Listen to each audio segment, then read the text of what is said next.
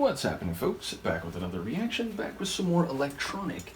And we're back for the final tune in the expanded folder for their 1996 album Raise the Pressure. Thank you again, Mr. Solo. And so in this moment, I don't know if there's other electronic material out there, so I'll have to wait and see. But either way, I very much enjoyed their material, and of course, when I learned of their existence, it was a very exciting thing. It was like, wait, so it's Johnny Marr from the Smiths, and Bernard Sumner from New Order. So yes, I've enjoyed their electronic, heavy sound, even if there's still a bit of that, let's say, classic synth pop flavor to their work. But the final tune, which again, I'm assuming is a B-side or a track that was not on one of their albums, is Turning Point, which refers to a significant threshold in terms of time or process or circumstances in which things that were heading in one direction or were conditioned or articulated in a particular way then either become the complete opposite or at the very least begin heading in a direction that is contradictory or divergent from that which has come before. So the idea of a physical or visual reference, a turning point, a point upon which someone turns to go another direction, I think it's often used figuratively or metaphorically for things which are more complicated rather than just being physical and visual, but it certainly lends itself to understanding on multiple levels. I'll see what I can catch in terms of the lyrics. This is electronic. The track is Turning Point, and it's the final bonus tune included in an expanded folder for the 1996 album Raise the Pressure.